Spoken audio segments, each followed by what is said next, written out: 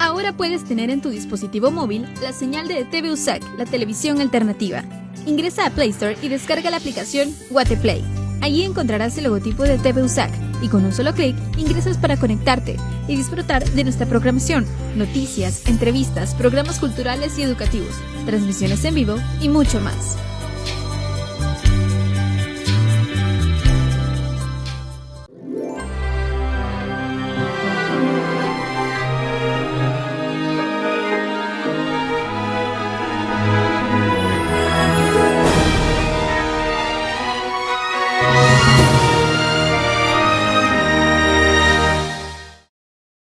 Coronavirus, la pandemia.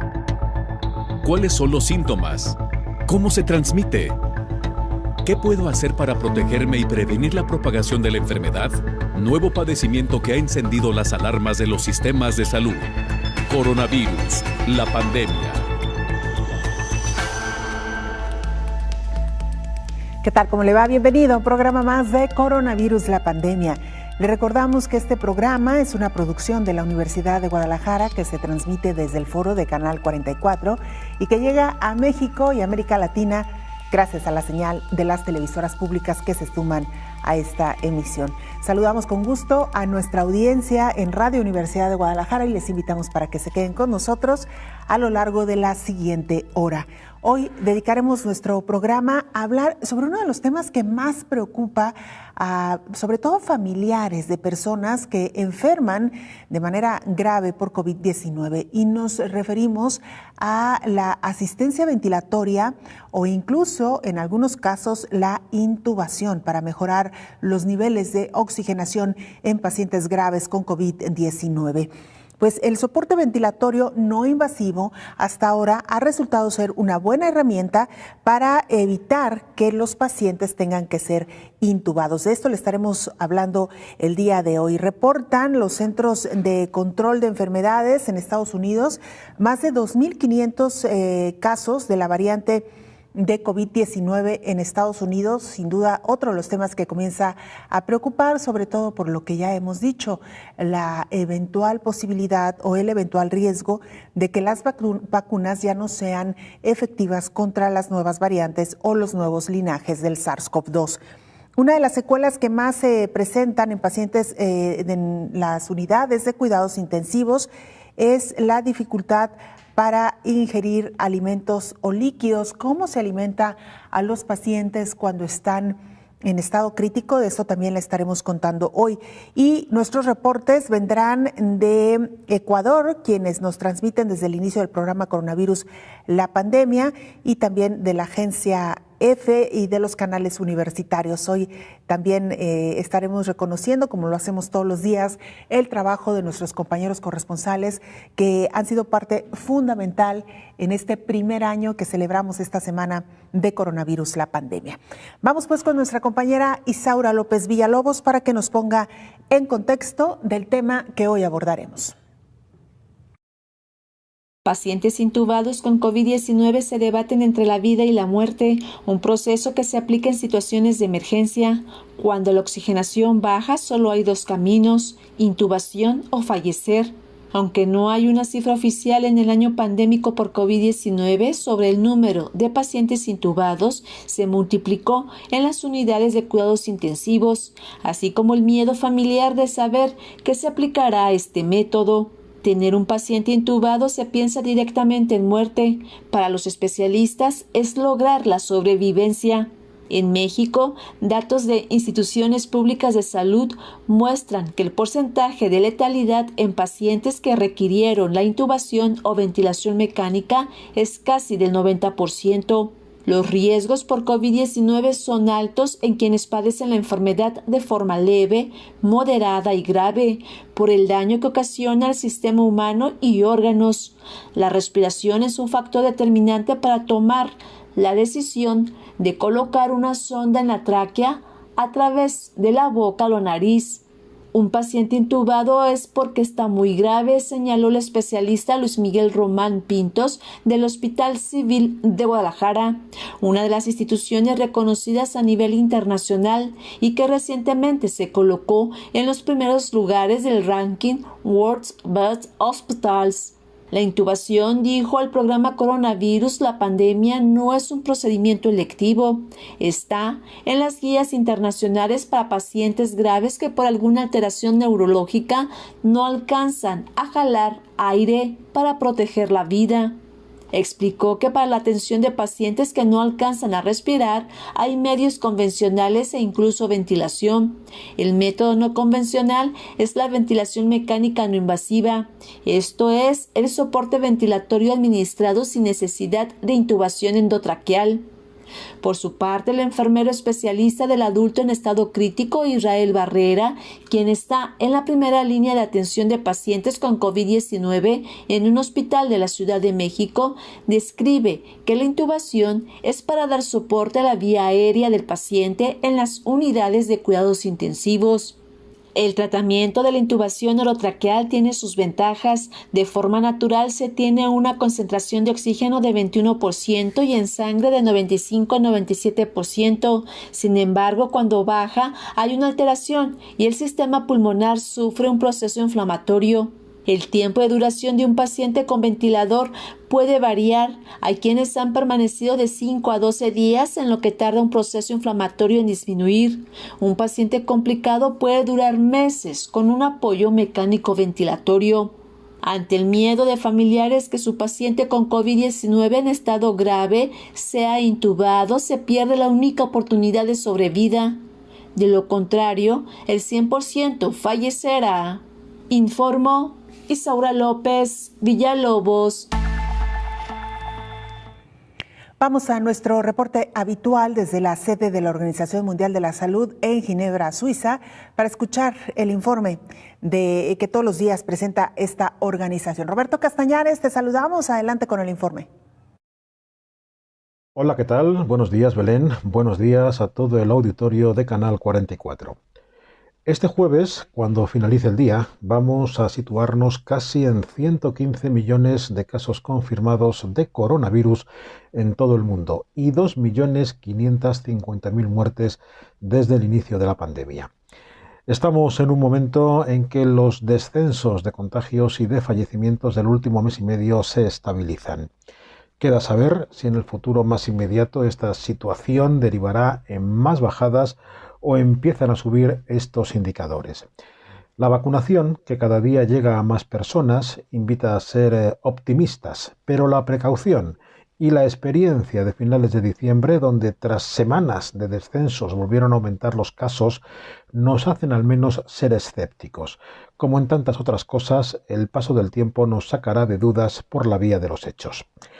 A esto mismo es a lo que ha tratado de dar respuestas la Organización Mundial de la Salud a través de su director de emergencias sanitarias, Mike Ryan, al advertirnos de que sí, ya hay más de un centenar de países que han comenzado las vacunaciones, pero eso no debe hacer que nos olvidemos de las medidas de prevención comunitarias. Por eso, la lucha anti-COVID tiene ahora 3 pilares fundamentales que son medidas individuales de prevención, ya las conocemos, vigilancia sanitaria pública, depende de los gobiernos, y vacunaciones. Y la OMS insiste en que solo si los 3 funcionan a la vez podemos conseguir que los confinamientos sean cosa del pasado. Acerca del último pilar, en estos primeros días de marzo, 115 países han comenzado las vacunaciones y se han administrado en el planeta unos 265 millones de dosis, aunque la distribución aún es desigual porque un 80% de ellas se han utilizado en solo 10 naciones, entre ellas Estados Unidos, China o Reino Unido, que lideran las cifras absolutas de inmunizaciones. También ha comenzado ya la distribución de vacunas a través de la red solidaria COVAX, que desde la semana pasada ha enviado unos 10 millones de dosis a una decena de países, entre ellos Colombia, Ghana, Costa de Marfil o Corea del Sur. Reportó desde Europa Roberto Castañares para el programa Coronavirus, la pandemia. Y es precisamente en las unidades de cuidados intermedios respiratorios donde se puede evitar la intubación por COVID-19 hasta en un 70% de los casos.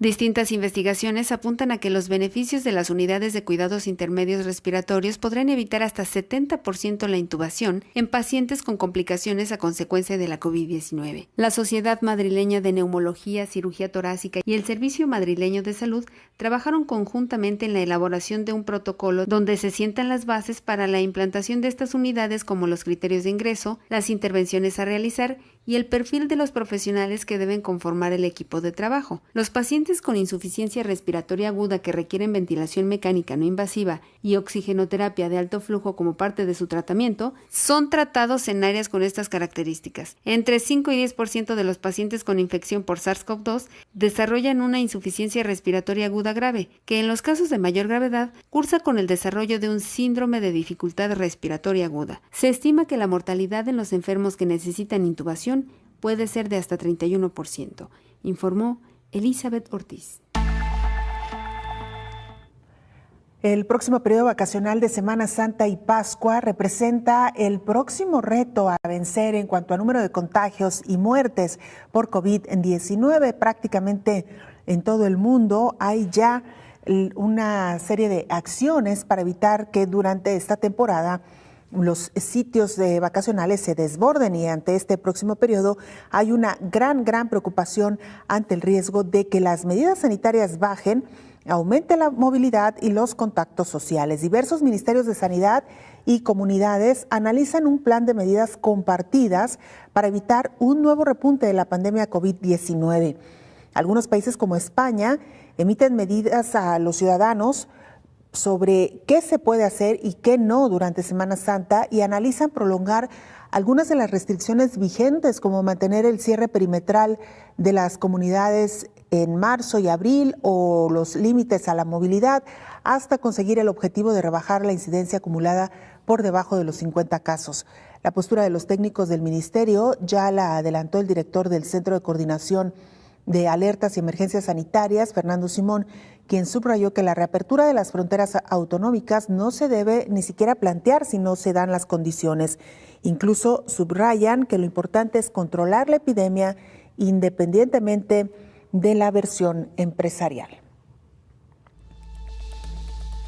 Sin duda alguna, el gran reto que esta pandemia ha impuesto es cómo conciliar el continuar con las actividades económicas, laborales, frente a una pandemia que ha causado tanta muerte y tanto dolor. En este caso, el periodo vacacional, precisamente son los empresarios de estos destinos turísticos quienes están preocupados porque ante las nuevas medidas restrictivas podrían no obtener los niveles de afluencia turística que suelen tener en temporadas más o menos buenas, y esto pues en detrimento sin duda alguna de sus ingresos y de la planta laboral. Es un reto grande el conciliar ambas cosas. Por lo pronto en México también ya se han publicado algunas medidas restrictivas durante este periodo de Semana Santa y Pascua, por ejemplo, el cierre temprano de las playas para los paseantes. Emite la Organización Mundial de la Salud los lineamientos específicos para atender a pacientes con insuficiencia respiratoria aguda con sospechas de COVID-19. La Organización Mundial de la Salud cuenta con una guía para el manejo clínico del síndrome de insuficiencia respiratoria aguda cuando se sospecha de infección por COVID-19. Los lineamientos para tamizar a todos los pacientes sospechosos de COVID-19 al momento de entrar al sistema de salud, se recomienda que el triage se realice utilizando herramientas estandarizadas. La Organización Panamericana de la Salud desarrolló una revisión sistemática que generó buenas prácticas para mejorar la capacidad local de las unidades de emergencia en la pandemia de COVID. La guía de la Sociedad Europea de Medicina de Cuidado Intensivo y la Sociedad de Cuidado Crítico incluyó, para dar respuesta a este manejo intrahospitalario, evidencia proveniente de reportes del Centro para el Control de Enfermedades de China. La OMS actualizó una revisión sistemática de 4 ensayos clínicos aleatorizados que evaluaron la efectividad de las mascarillas respiratorias N95 y una revisión sistemática evaluando la efectividad del videolaringoscopio para realizar intubación endotraqueal, mostrando su beneficio. Al momento de la intubación, las medidas de protección de contacto y respiratorias son efectivas para proteger al personal de salud del contagio con COVID en la mayoría de escenarios de atención. Deben establecerse con claridad las áreas con riesgo de procedimientos que generen aerosoles y áreas seguras para evitar el contagio y preservar los equipos de protección del personal. Los expertos consideran que al realizar los procedimientos no generadores de aerosoles en pacientes con COVID-19, es seguro para los profesionales de la salud usar mascarillas quirúrgicas o médicas, lo que permitirá maximizar los recursos asignados a los equipos de protección personal, informó Rocío López Fonseca. Hacemos nuestra primera pausa, no sin antes recordarle las formas de hacer contacto, @Canal 44 TV, nuestra cuenta en Twitter y Facebook. Nos pueden mandar mensajes también a través de WhatsApp al 33 22 42 06 90. Una pausa, volvemos.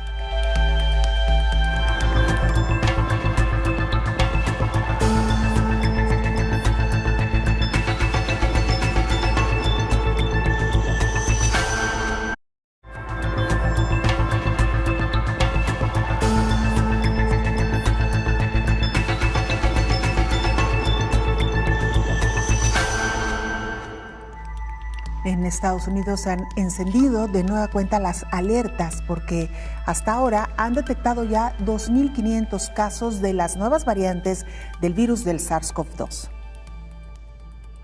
El último reporte indica que en Estados Unidos ya suman 2.506 casos de las variantes del virus SARS-CoV-2 que fue detectada en Reino Unido. Además, hay 65 de la variante encontrada en Sudáfrica y 10 con la que surgió en Brasil. Florida es el estado con más presencia de pacientes con estas características al registrar 599 casos de la variante reconocida en Reino Unido, además de 5 casos de la variante que fue dada a conocer en Brasil y un caso más de la variante identificada en Sudáfrica, de acuerdo con el reporte diario de los Centros de Control y Prevención de Enfermedades de la Unión Americana. Las variantes emergentes que los CDC están monitoreando de cerca tienen mutaciones en el genoma del virus que alteran las características y hacen que actúe de manera diferente de manera significativa para la salud pública. En el corte más reciente, Estados Unidos registra 28.7 millones de casos y 518,000 muertes a causa del virus SARS-CoV-2, informó Elizabeth Ortiz. Le comentábamos al inicio de este espacio que la principal preocupación ante la expansión de estas nuevas variantes o nuevos linajes del virus del SARS-CoV-2 es debido a que las vacunas que actualmente circulan pudieran no ser efectivas. Hasta ahora, afortunadamente, parece ser que todas ellas cubren o alcanzan a inmunizar aún en medio de estas nuevas variantes. Vamos ahora a Ecuador. Nuestra compañera Bernarda Ceballos del canal universitario UCSG Televisión de Ecuador nos presenta el siguiente informe. Bernarda, qué gusto saludarte. Adelante con el reporte.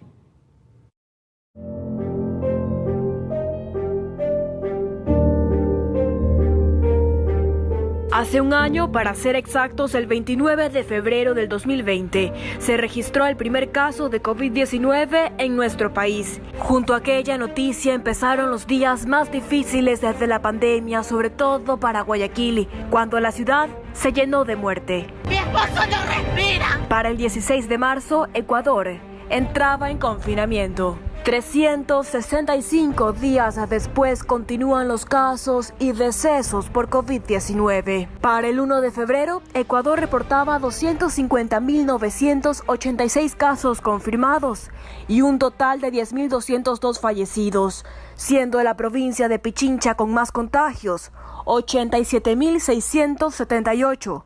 Seguida de Guayas con 31.843 casos y Manabí con 17.611.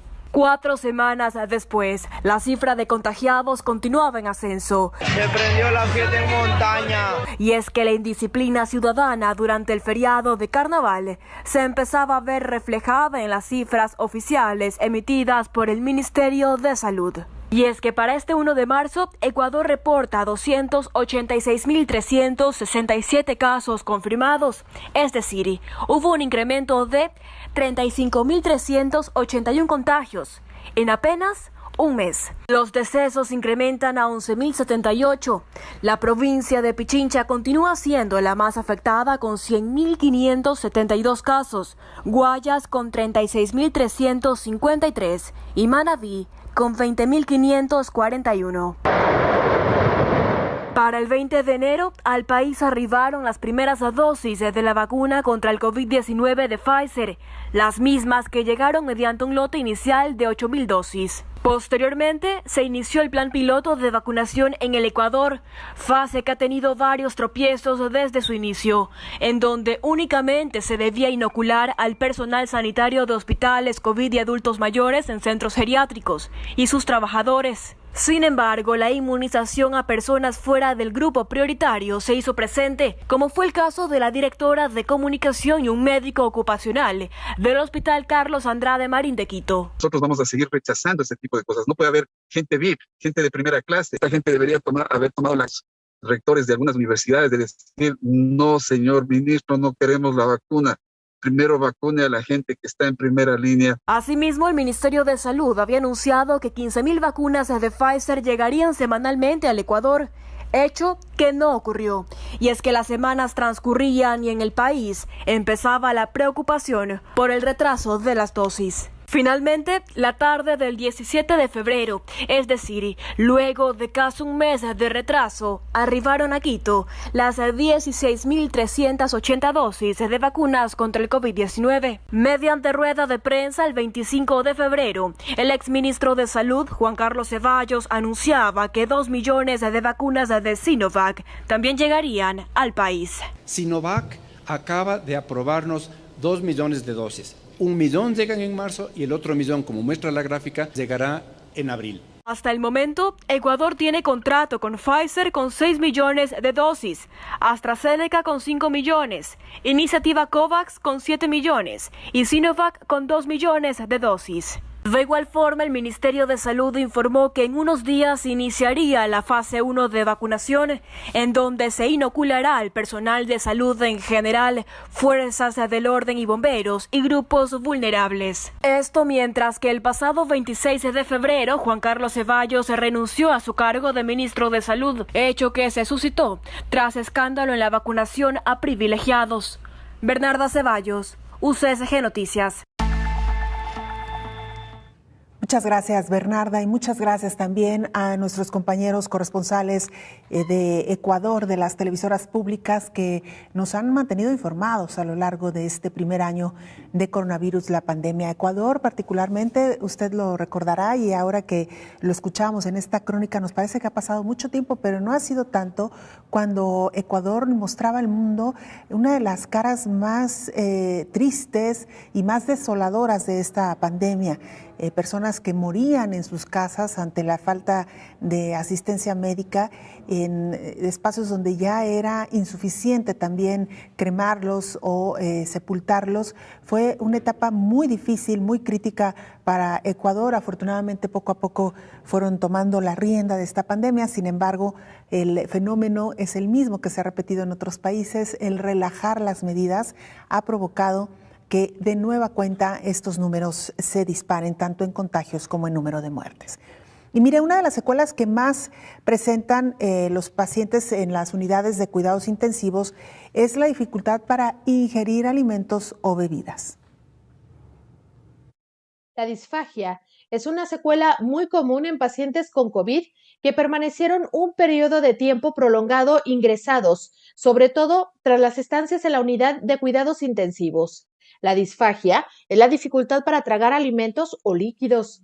Este trastorno se presenta en un 10% de los pacientes que son intubados por diferentes circunstancias. Así lo informó la Sociedad Española de Otorrinolaringología y Cirugía de Cabeza y Cuello. La progresión de la enfermedad grave de la COVID a menudo se asocia con el desarrollo de dificultad respiratoria aguda y puede requerir algún tipo de soporte respiratorio, incluida la intubación endotraqueal y la ventilación mecánica. Los pacientes intubados precisan de una nutrición enteral a través de una sonda nasogástrica. Estas condiciones aumentan el riesgo de disfagia y aspiración. De hecho, según un trabajo publicado en la revista Disfagia en general, la prevalencia de este trastorno aumenta en el 56% de los pacientes después de 48 horas de tratamiento con intubación orotraqueal. Las intubaciones prolongadas, el déficit de función pulmonar residual y la pérdida de masa muscular pueden producir dificultad para tragar. Sin embargo, también las afectaciones neurológicas que se han visto en muchos pacientes tras la COVID-19 pueden estar involucradas en el desarrollo de la disfagia.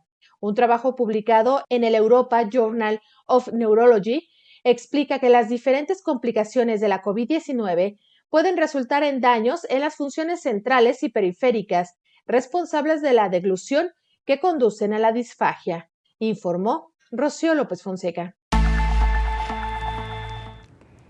Bueno, pues ahí está este informe de nuestra compañera Rocío López, que nos da pie para saludar esta mañana al infectólogo Héctor Raúl Pérez Gómez. Doctor, ¿cómo le va? Qué gusto saludarte, Belén. Muy Igualmente. bien, afortunadamente, gracias. Doctor, antes de irnos a la pausa, y me parece que es importante esta pieza de nuestra compañera Rocío López Fonseca, porque pocas veces reparamos en las dificultades que tiene un paciente en estas condiciones para ingerir alimento o bebidas, doctor.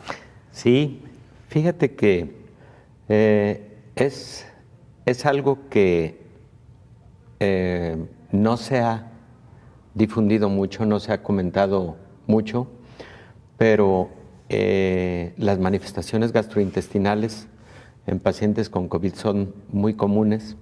La más frecuente es diarrea, pero también se reporta con alguna frecuencia esofagitis, gastritis y como consecuencia de esto trastornos para la deglución. Y los pacientes, aun quienes no tenían antecedente de trastornos gastrointestinales de esta naturaleza, hasta el 30% están teniendo alguna manifestación gastrointestinal.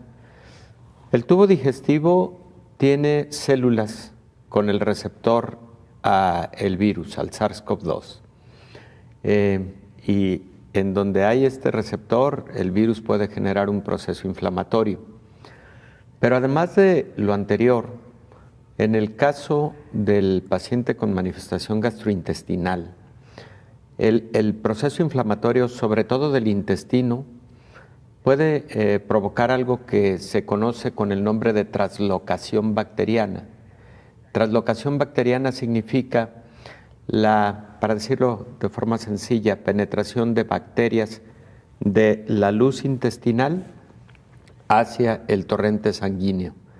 Y esa situación puede generar bacteremia y puede generar estado de sepsis grave. Y esta condición, que es un aspecto secundario a la infección primaria por el SARS-CoV-2, puede llevar a pacientes a gravedad. Entonces sí, las manifestaciones gastrointestinales son muy importantes en pacientes con COVID-19. Siempre hay que preguntarlas, siempre hay que atenderlas de manera oportuna. Lo hemos dicho muchas veces, en COVID no todo es respiratorio, ¿verdad? Totalmente. Doctor, vamos a hacer una pausa y regresamos con el tema que hoy nos ocupa y tiene que ver también un poco con esto que ya hemos hablado. ¿Qué pasa con los pacientes que requieren intubación endotraqueal? También, ¿de qué manera se les alimenta durante este periodo? ¿Y qué tanto se ha avanzado, doctor, para evitar llegar a este momento que hasta ahora se ha considerado, digamos, como el más... pues digamos el último recurso que se tiene para auxiliar a los pacientes graves de COVID-19? Claro que sí, Belén. Vamos a la pausa, volvemos con más.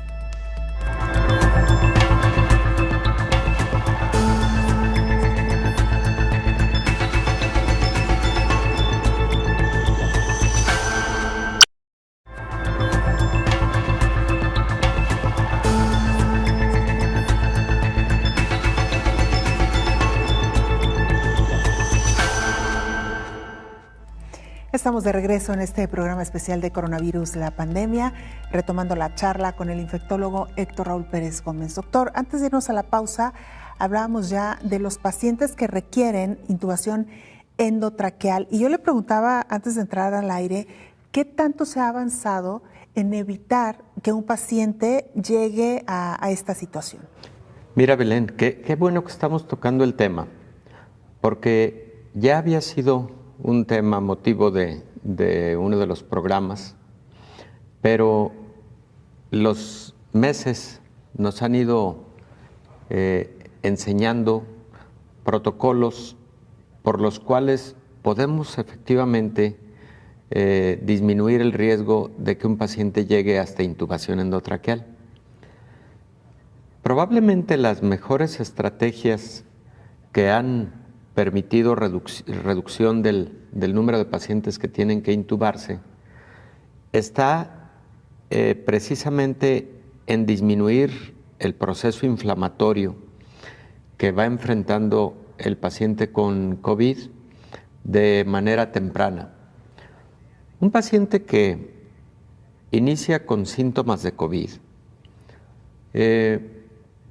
puede, de manera también muy temprana, empezar a tener severidad de dichos síntomas, y algunos exámenes de laboratorio junto a estas manifestaciones clínicas pueden orientarle al médico respecto de este proceso inflamatorio severo, a lo que llamamos algunos hiperinflamación, pero también a esto que va evolucionando a lo que se conoce como el síndrome inflamatorio multisistémico del paciente con COVID. ¿Cuál es un paciente, digamos, con esas características, tanto clínicas como laboratoriales? Bueno, es un paciente que tiene fiebre, frecuentemente alto grado de fiebre, 39 de temperatura. Es un paciente que frecuentemente está con taquicardia, frecuencias cardíacas por arriba de 100 latidos por minuto. Es un paciente que tiene mucho cansancio. Es un paciente que además está teniendo ya síntomas respiratorios, con algo de dificultad, con tos. Y es un paciente al que al realizarle exámenes de laboratorio lo encuentras con marcadores laboratoriales de inflamación tales como incremento en el número de leucocitos en su biometría hemática, un incremento importante. También puedes encontrarte los linfocitos, que son un tipo de glóbulos blancos, en niveles bajos. Puedes encontrarte una enzima que se mide igual en sangre, conocida como deshidrogenasa láctica, en niveles altos. Otra prueba de laboratorio llamada proteína C reactiva, otra llamada ferritina, otra llamada sedimentación globular, elevadas.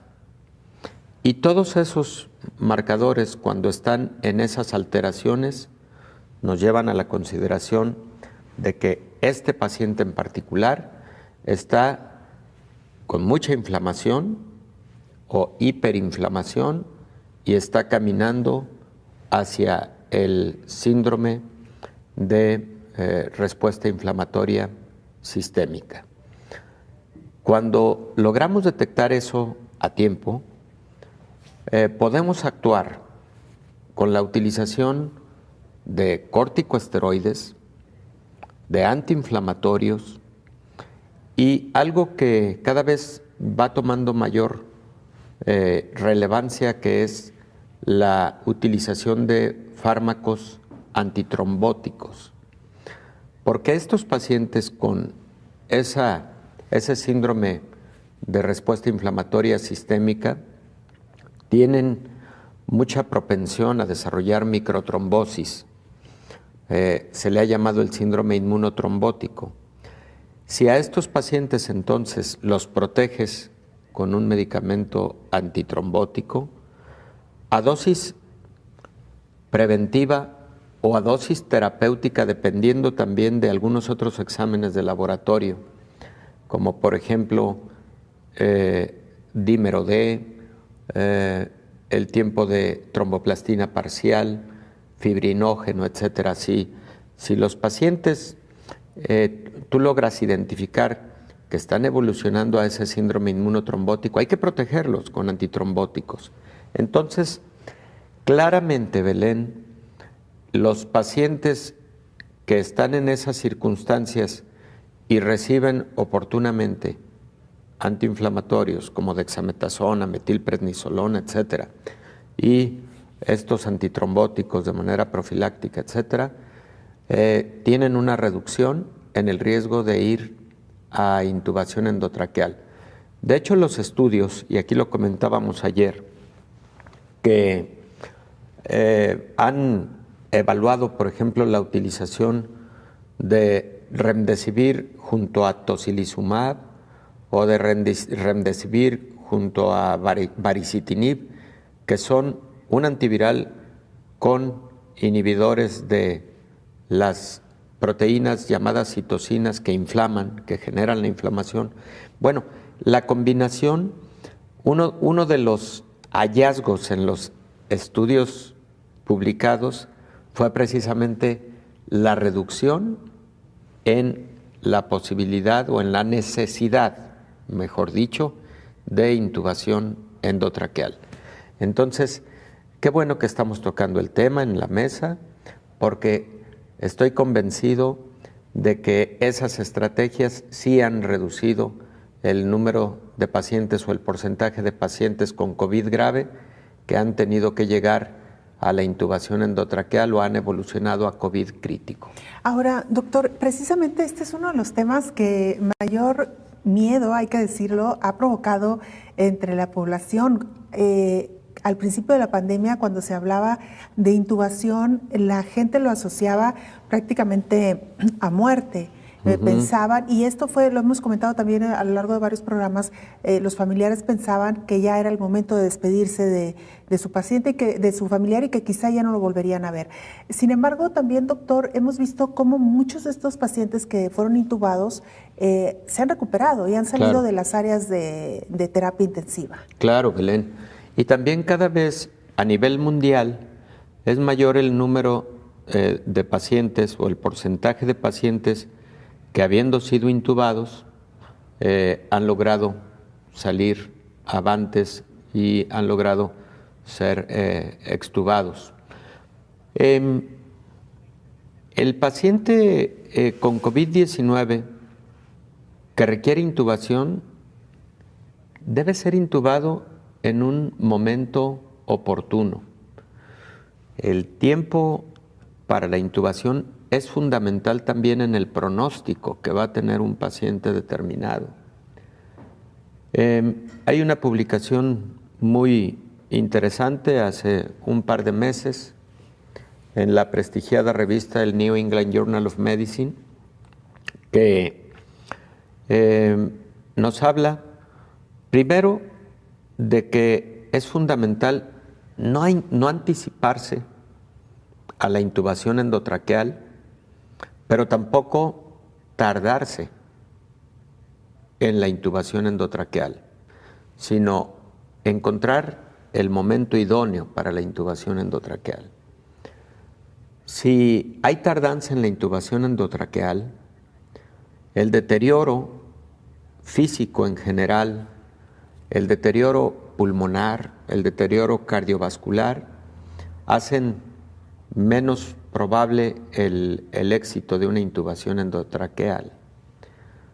Pero también, tal como está publicado en esta revista, y el artículo precisamente se llama COVID crítico, el paciente que se intuba de emergencia, es decir, ahora sí que corriendo, porque de otra manera en minutos el paciente puede llegar al paro cardiorrespiratorio, o incluso el paciente que se intuba ya estando en un paro cardiorrespiratorio por el deterioro clínico que tuvo el COVID, es un paciente que tiene mucho más mal pronóstico que el paciente en donde se logró, por lo menos durante algunas horas, la programación del momento ideal para la intubación. ¿Por qué motivo? Porque es un paciente que estuvo monitoreado, que estuvo recibiendo oxígeno suplementario, probablemente estuvo recibiendo alto flujo de oxígeno, etcétera. Los parámetros no mejoraron suficientemente ni los parámetros respiratorios ni los parámetros medidos a través de gasometría, un examen de laboratorio muy importante en estos pacientes. No mejoró el paciente y la decisión es intubar. Entonces hay que programar muy bien el momento de intubar, porque a ese paciente hay que administrarle sedación, hay que administrarle relajación muscular para hacer la intubación más, digamos, menos intensa y catastrófica. Entonces, ese paciente hay que monitorearlo muy bien inmediatamente después de la intubación, porque los relajantes musculares y también la sedación puede bajar la presión arterial. Ahí hay que estar preparados con medicamentos para controlar la presión arterial. Vamos, son detalles dentro de ese protocolo de minutos que significan claves para una buena intubación endotraqueal. Entonces hay que hacerla siempre en el momento ideal, ni anticiparse, pero tampoco tardarse. Las dos situaciones pueden modificar mucho el pronóstico. Y en medio de todo esto, la presencia del personal altamente calificado, como nos lo ha dicho también, doctor, no cualquier médico puede intubar, es un médico especializado. Y bueno, de esto hablaremos después de la pausa, si le parece, doctor. Regresamos después de la pausa.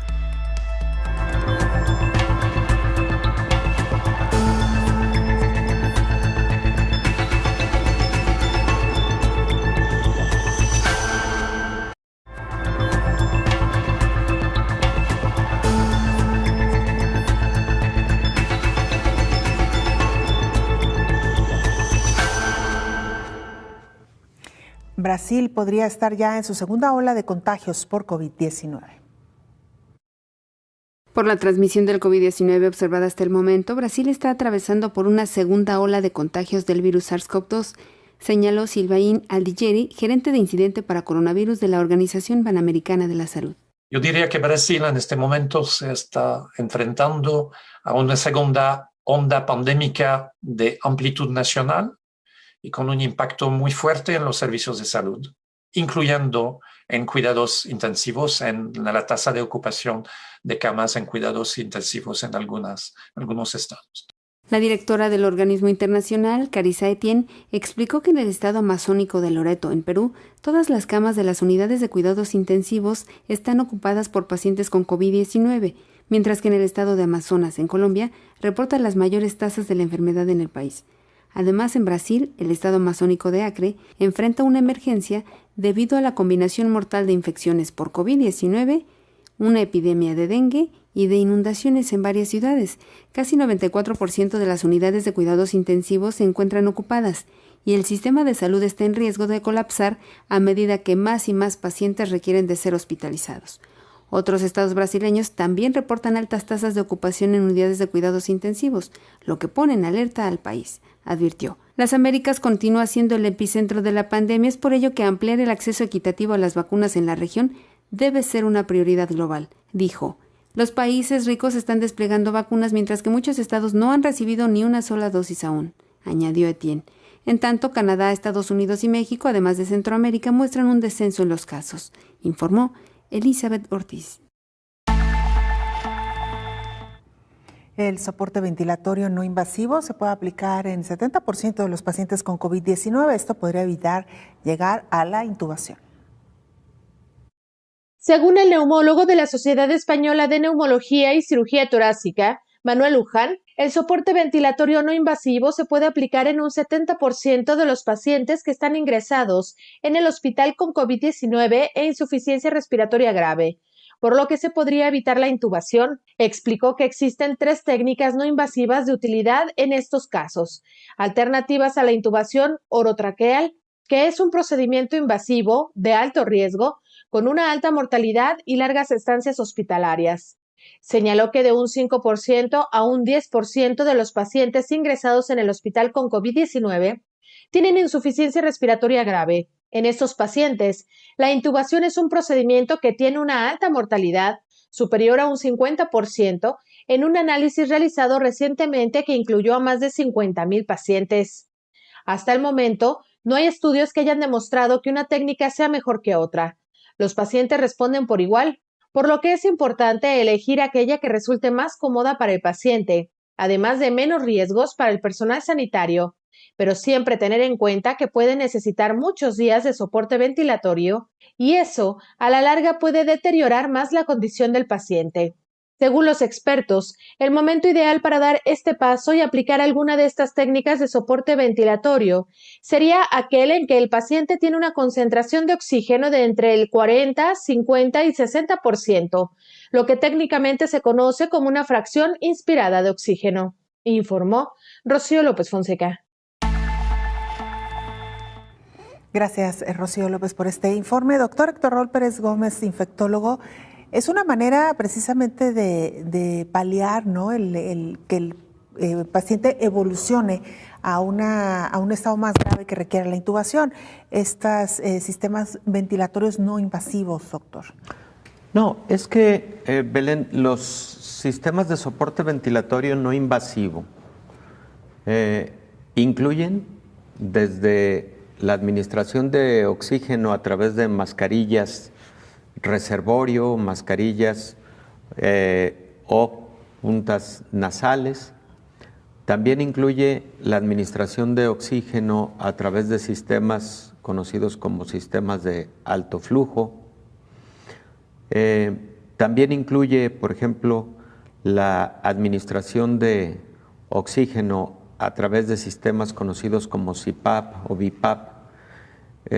Pero cuando hablamos de soporte ventilatorio invasivo, ya hablamos de intubación endotraqueal.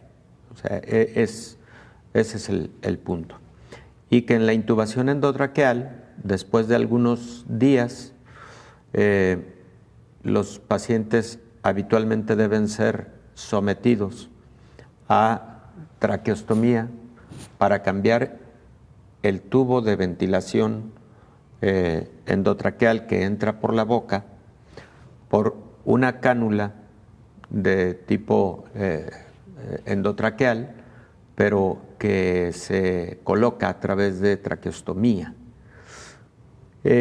Cuando un paciente va a tener intubación endotraqueal durante un periodo de tiempo largo, cuando están transcurriendo ya 8 días, por ejemplo, de la intubación endotraqueal, ya se tiene que planear la realización de traqueostomía por varios motivos.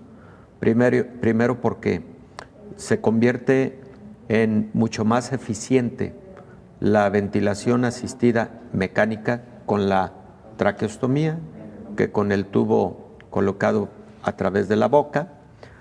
Pero segundo, también se reduce el riesgo de infecciones secundarias.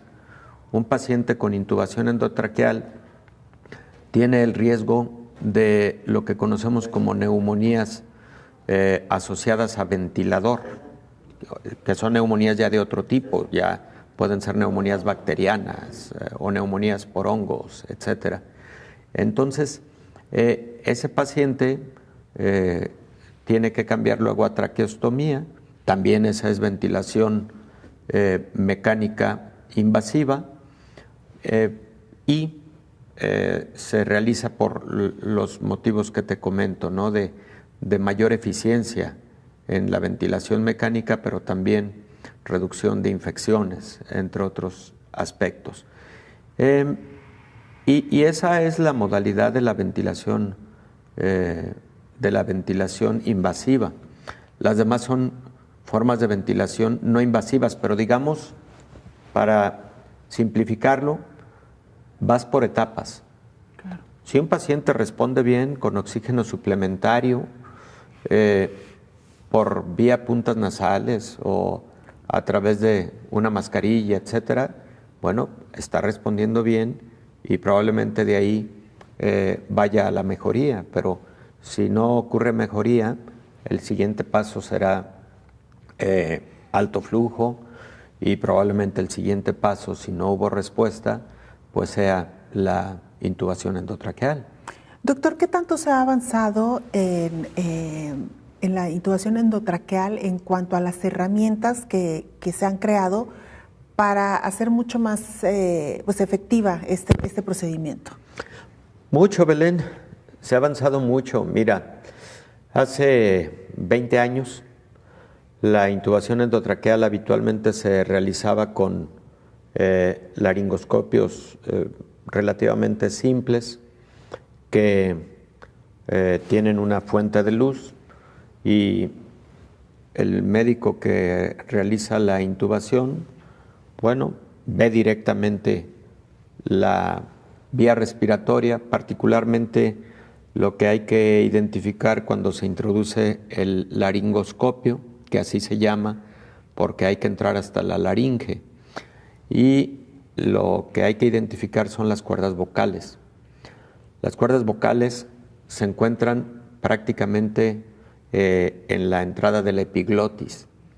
Y la epiglotis es el sitio en el que hay que introducir el tubo endotraqueal, porque inmediatamente inicia la tráquea ahí.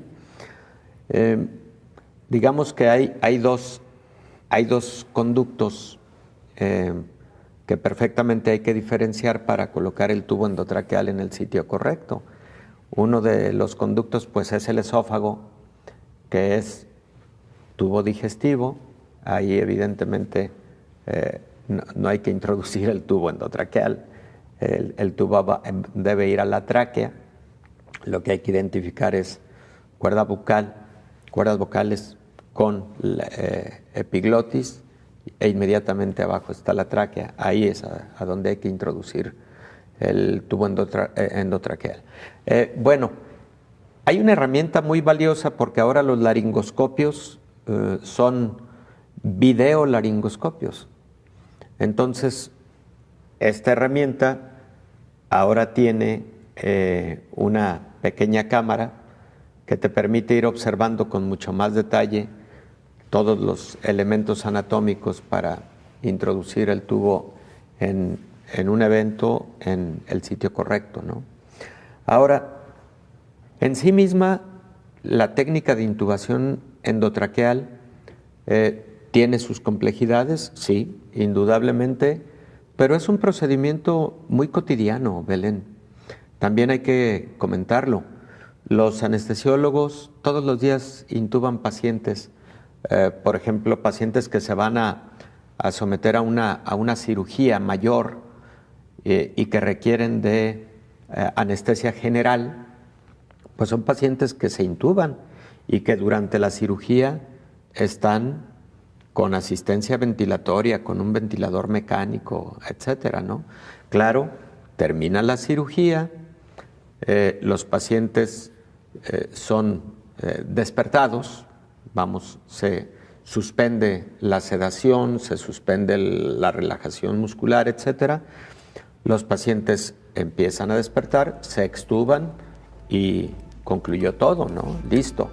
Pero esto, es un procedimiento muy cotidiano, la intubación endotraqueal. Que ha cobrado mucha más visibilidad en medio de esta pandemia por supuesto, de COVID-19 y por ello también se ha, digamos, relacionado con gravedad de un paciente y una eventual muerte, lo cual ya lo hemos dicho, no tiene por qué ser necesariamente así. Doctor. 5% de los pacientes con COVID son COVID graves, críticos que llegan a intubación endotraqueal. Es correcto. Doctor, muchas gracias. Gracias, siempre. Belén. Encantado siempre. Gracias, doctor. Nos vemos y nos escuchamos en la siguiente emisión de Coronavirus, la pandemia. Coronavirus, la pandemia.